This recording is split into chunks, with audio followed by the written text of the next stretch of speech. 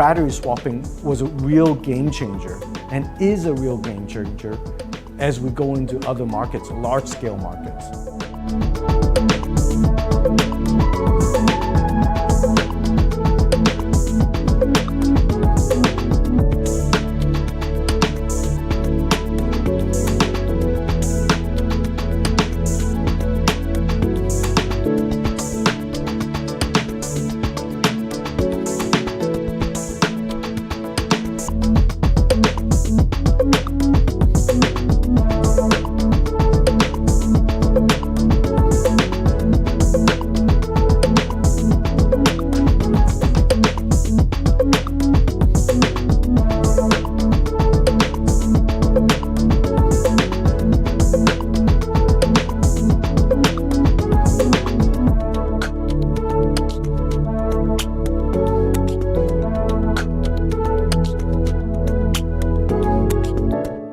Presented by Ebix Cash. हर खुशी के लिए काफी है. Co-powered by Green Lamb Laminates. हर गुस्ताखी साफ. Hello and welcome to the Business Today show. I am Udayan Mukherjee. QSRs, or quick service restaurants as they're called, had a really difficult time during the pandemic. In fact, a lot of people wondered how they'll come out of it. But now things seem to be back on even keel with them, and QSR footfalls are going up every month, week on week. But even as that happens, inflation is rising at a really rapid pace, and that poses its own set of challenges for India's QSRs. So it's a great time to welcome my guest on the show, who's a kind of a pioneer in the business of QSRs in India. Amit Jatia, who is at Vice Chairman of Westlife Development, runs the very successful McDonald's chain of restaurants in the west and the south of India. And he's actually, without exaggerating, India's burger man, because he's the one who started it all many, many years ago. Amit, it's great to have you on the show today. Thank you so much, Udayan. It's lovely to be here as well. You know, the first thing which leaps out from your CV is that you've got a degree in something called Hamburgerology from an American university. I never knew that such a thing existed. What on earth is Hamburgerology, and what do they teach you, to make a hamburger or how to sell it? Tell us about it. That is true. Even I never knew before McDonald's that there was something called Hamburgerology. But essentially, it's the graduation degree from the world famous Hamburger University that McDonald runs at that time in Oak Brook, Chicago. Essentially, what it entailed, quite surprisingly, was not so much about making burgers, but it also dealt with how you deal with people, because that's an integral part of our business. Goal setting, basically ensuring that there is profit in the business that we do. So it was an all-encompassing degree, and I spent 9 months in the restaurants before I could be called a Hamburgerologist. So it took 9 months, but it worked out quite fine and gave me a very broad understanding of the whole QSR business in totality. But tell me, how did you, of all people, get into this? Because you come from a business family in North India. You have an entrenched chemicals business. The logical thing for you would have been to follow in the footsteps into the family business. From there to hamburgers, what was the route? How did that happen? Sure. It was completely by chance and coincidence. And I never knew that I would end up in the food business. So essentially, after I graduated from the US, I did my undergrad at University of Southern California. And I got back into India. I was very keen to get into manufacturing. Our family at that time, a joint family, we had paper, textiles, mining, and various industries. And I was put into the newly established industrial chemicals business. And I was quite happily sort of running that business. I'd run it for a couple of years. And at that time, I was keen to, we had a family reorganization, and I was keen to grow that business quite substantially. So one day I happened to go to say hello to my dear friend Walter Saldana, who was at that time the managing director at Leo Burnett, Chaitra Leo Burnett as it was called then. And after I told Walter, I want to do this, I want to do that, at the end he said, Amit, forget all this, McDonald's is looking for partners in India. Would you be interested? I told him, Walter, you must be out of your mind. I'm a vegetarian and you are telling me to sell beef burgers, that too. He said, no, you got to meet them. They are very flexible on the menu in India. They are looking at product innovation. And from then on, I had the first meeting. And even in the first meeting, I was quite candid about the fact that I'm a vegetarian. And yet one thing led to the other. In a short span of 9 months, my world changed. And from selling industrial lubricants to Tata Steel and all these other large engineering companies, I moved into selling burgers to a large base of consumers. So it just happened very quickly, and it was completely by chance. But this vegetarian thing is not a trivial matter in a North Indian family. Didn't you face any kind of pushback? Because McDonald's, as you said, I mean, the classic McDonald's product is a cheeseburger. It's made of beef.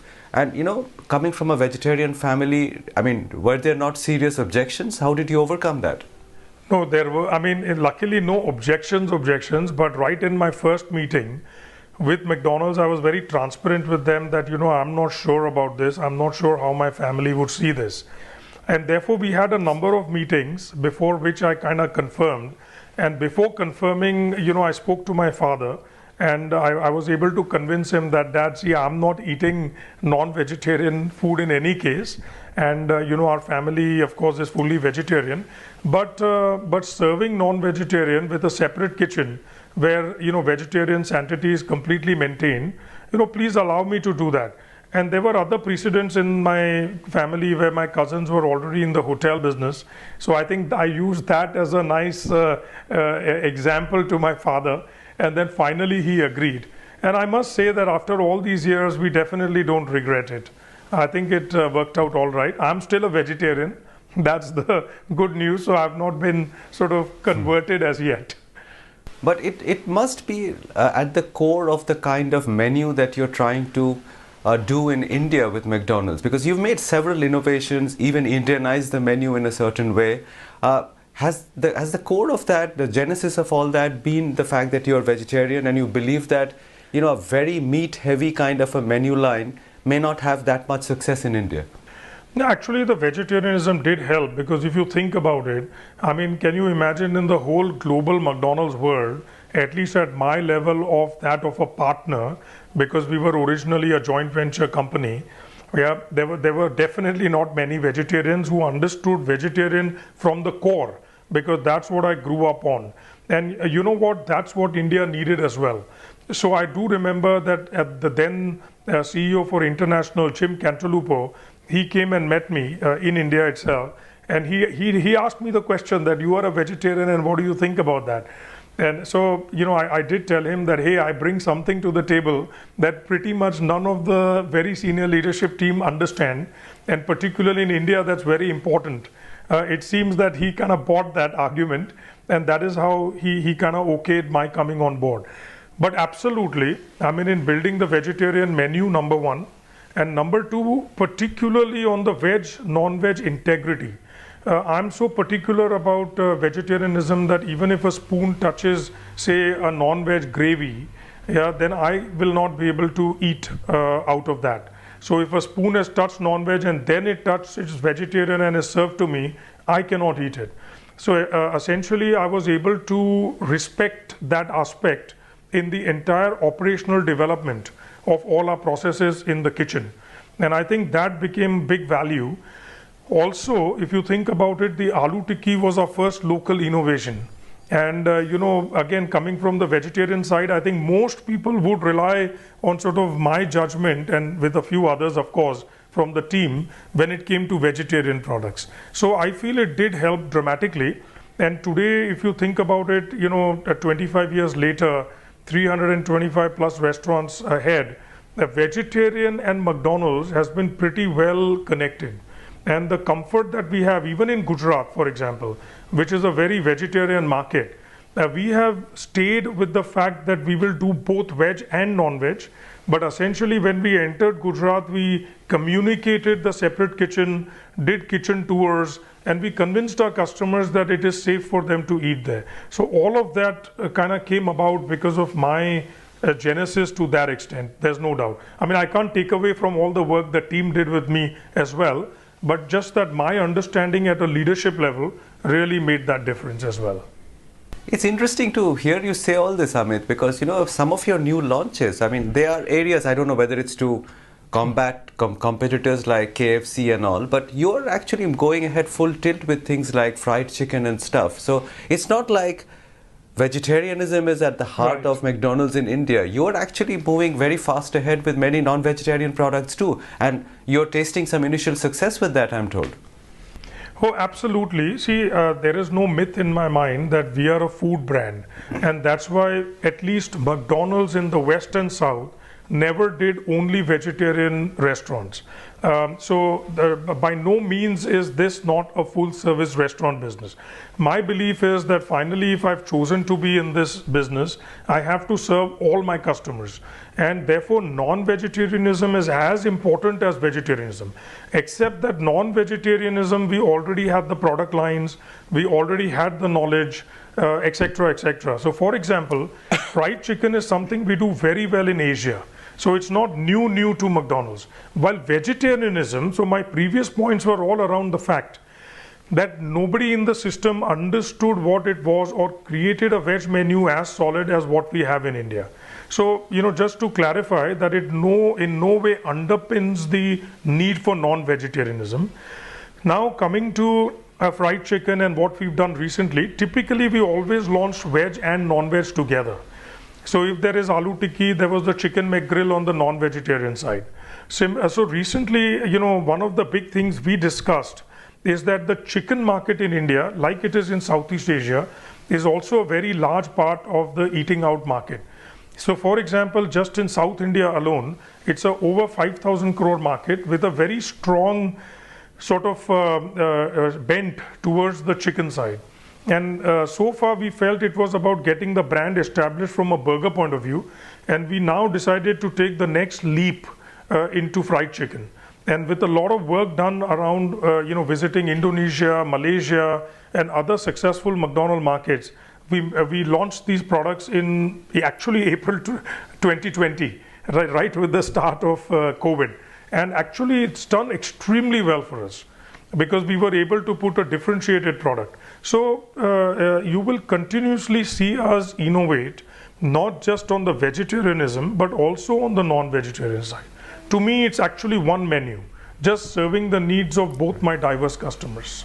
Time for a quick break, but we shall return with Amit Jatia of McDonald's in a minute. Don't go away.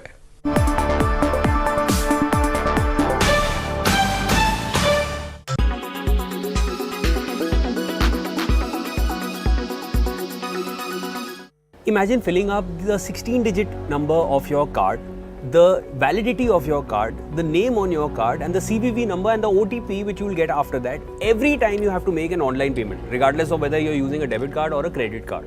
Well, if you don't opt for RBI's new tokenization rules, this is exactly what you'll be doing every time you make an online payment after July 1st. So listen up closely. So essentially, to put it in a nutshell, July 1st onwards, the RBI has said two things. First of all, online merchants cannot store your debit card or credit card details on their servers. Those will be deleted. And the other option that they've given is for the end users. Basically, you have the option of tokenizing your debit card or credit card details. Tokenization is basically issuing you a unique encrypted code which is called a token for each one of your cards. And to opt for this tokenization process, each end user will have to authorize it. Before July 1st, if you were using any one of your cards on a platform like Amazon, those cards would basically get saved on that platform. So next time when you want to choose to pay, you can choose from any one of these cards that you've already saved on that. Now what you'll basically get is a certain notification along with each one of these cards, which will basically say that your card is not saved yet. Once you press on that, you will have the option of saving the card details, and then you can proceed with the payment. After July 1st, what's going to happen is that notification will not be there, because even those card details will get deleted. So you will have to fill in all those details again and then save them. So this tokenization process will just take a few seconds. It does not cost anything, and it's only applicable to domestic online transactions. It will offer more security because your card details will not be saved with the online merchant either. A lot of times your card details get leaked from the merchant that you're interacting with online. So that gets negated. Secondly, you have a token which you're getting. You'll just need to fill in your CVV number and an OTP which you'll get after that. So the process of making that payment will obviously be shorter. But this tokenization process is totally optional. It is not mandatory.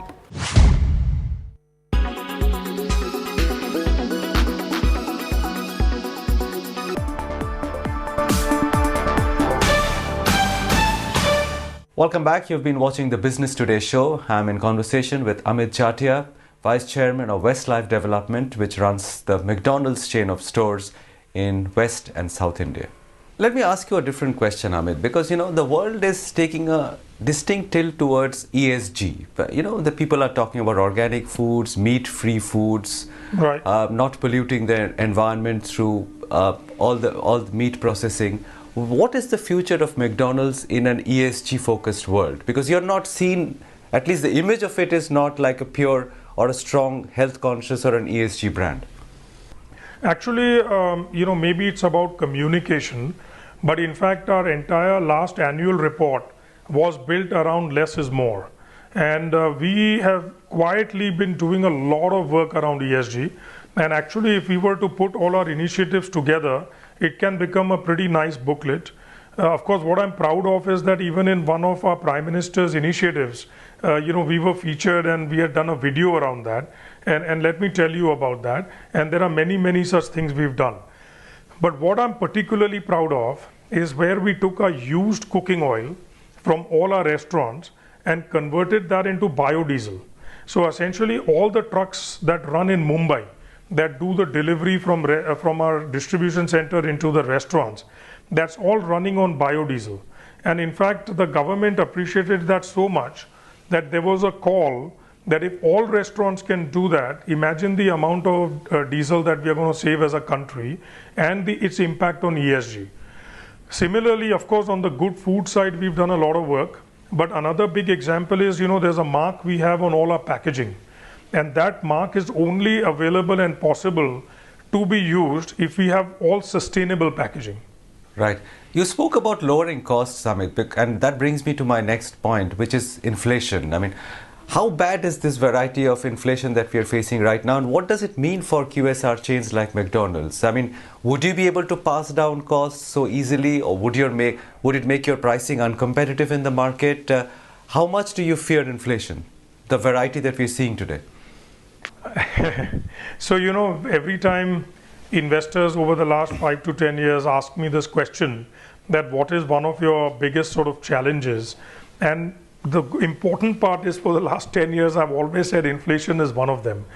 Because, we are living in an economy that is a high inflation economy to start with. And my point is, and I tell this to everyone, that one, this is not the first time we've seen inflation of this type. I can tell you a worse time, and that was in 2013 and 14, where not only was inflation very high, but also there was a recession in the economy, particularly in India, where GDP in the method of calculation at that time had dropped to about 4% GDP growth. And therefore, not only was cost going up, but volumes were also impacted. Essentially, my overall philosophy around inflation is that inflation is here to stay in some form or the other in every country. And therefore, good companies have to take cost out every year as a part of their DNA. And the whole mantra in India, at least from my point of view, and that's what I tell my leadership team, is to grow volumes and simultaneously cut cost. And if you are able to grow volume and cut cost, that's how the margin expansion happens. Meanwhile, the way we look at menu, again, I think one of the most successful things that we've done, and you can see that in our numbers from 2013, is to essentially grow our gross margins without really increasing menu prices. So the idea is that even if we grow menu prices by 2 to 3% a year in a normal year, that should take care of cost increases, and the cost takeout that we do from the business along with growth in volumes together should give us margin expansion. So for the last 5 years, consistently, we've grown our EBITDA margin by 130 basis points. And fortunately, we don't talk about this that much, but because of this philosophy and thinking, in 2019, we had decided that we need to take out about 400 basis points of cost by 2023. And essentially, we had involved a global cost firm, consulting firm, A.T. Kearney at that time, to help us relook at the business in totality.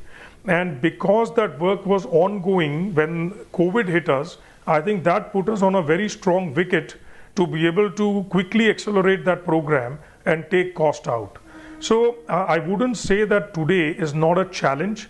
Today I am seeing inflation, there's no doubt in my mind, but I'm also confident that with all these initiatives that we have in place, which are running consistently, I'm quite confident that we should be able to tackle that reasonably well. Has the business stabilized post-pandemic, Amit? And if you're seeing growth and volumes coming back, is it happening in the urban centers, or are you actually seeing much greater growth in the tier 2 cities like the Vellores and the Bhilais of the world, of the country? But can you give us some geographical sense of where the real thrust of the growth is coming back post-pandemic? Sure. I mean, firstly, at least for now, demand has been very strong. And there are a number of reasons for that. We can talk about that. But we are seeing, I mean, we are not in the very, very rural markets, but we are definitely there in tier 2 and tier 3 cities. And I'm seeing a pretty good comeback across the board. I mean, whether it's west and south, whether it's small towns to large towns, currently, maybe it's revenge spending or what, I don't know, but it's working very well for us. People are going out and they are spending, and at least at a McDonald's level, we are able to capture a good part of it. So it's across the board, Udayan. You know, where would you invest now, Amit? I mean, would you actually start more or expanding the store footprint in the tier 2 or tier 3 cities? Is your thrust actually in the McCafes, which has been a success story for you? Where is the thrust of the investment over the next 2 to 3 years? No, that's a very good question. You know, the first thing is that when we make investments into new stores, it's a very, I think, well thought of strategy. Firstly, we use a lot of past data of why these 325 restaurants in different mini markets are working. And then we try to map that as to what are other trading areas where we are not present that sort of replicate the trading areas we are in. So, you know, that's the first point. The second big point is I've focused very hard in the past. And what I mean by that is, so if you look at Mumbai, Pune, traditional markets, in Mumbai we have 100 restaurants, and my closest burger competitor would be in the 20-30 restaurant range. So we've therefore been restricted in about 45 markets or 45 cities, while many of my competitors are in over 100 small cities or cities in totality. So one of our big thrusts moving forward is, without losing the advantage of, say, the Mumbais and the Punas, we want to accelerate our growth in the smaller towns as well. We are seeing tremendous traction post-COVID in these smaller towns, like the Bhilais and other markets like that. So the future, you will see us continuously grow in the markets we exist. That may include a Kolhapur or a Indore or markets in Gujarat and so on, Mumbai, Pune. And we will start adding new cities with a more renewed vigor and focus. So that's how you will see us grow. Additionally, we are also planning to open about 200 plus restaurants in the next 3 to 5 years, something that is more aggressive than what we've done before, armed with this knowledge of these trading area surveys that we've done, along with, you know, what I call brand relevance increase and sort of the new way informal eating out and Western fast food is growing in the country. Right. You know, you've done very well with the West and the South, Amit, no question about that. But when one thinks of McDonald's in India, you always also end up thinking about the controversy which happened in the North and the East. I mean, you can't separate the two. You had nothing to do with it. But the Vikram Bakshi episode is something which lingers in the mind of a lot of people because that was a very unsavory kind of an episode. How have you managed to stay out of any kind of controversy with your partner McDonald's over the years? I mean, of course, I can speak only for myself. But, you know, we've been a business family that's had global relationships all the way from the 70s, right from the first acquisition that our family made with Padamji Pulp and Paper Mills in the 70s. And therefore, we've had relationships with machine suppliers and pretty much a global network across our various companies. To my mind, having studied in the US as well, worked very closely with pretty much all cultures, because US is a diverse market. And I went there when I was very young, and I kind of grew up in many ways through those 3 or 4 years in my undergrad with all of these people around me. To my mind, there are 2 or 3 things that I learned. First and foremost, when the partner is sitting far away, I feel it's all about trust. I think it's about transparency, and I think it's about communication. So you may have the first 2, but if there's lack of communication, then too it ends up in a different situation. So our family being a business family, we've always believed that companies come first. So, even if you look at our previous companies that we've owned, we've always been one of the most modern industries in that particular sector. So our philosophy has been to reinvest back in the business. And when McDonald's saw our attitude and approach, and the fact that, at least in my opinion, we maintained a very open line of communication, we were constantly engaging with them in terms of anything that went right or wrong. I feel that, our transparency has always been very high. All of that led to build a very solid relationship with McDonald's. And my philosophy is that as long as sometimes wrong things happen, but if they are communicated properly and the context to that is understood, then you can always correct a wrong. But that is what I found from a global company point of view becomes extremely important. And having sort of maintained that worked for us quite well. Even today, touch wood, we maintain a pretty good open channel of communication and a good sort of relationship with McDonald's. Well, it's been great talking to you, Amit, today. I wish you all the best, and thank you very much for taking time out. Thank you so much, Udayan. Really nice talking to you as well. Thank you for having me on the show today.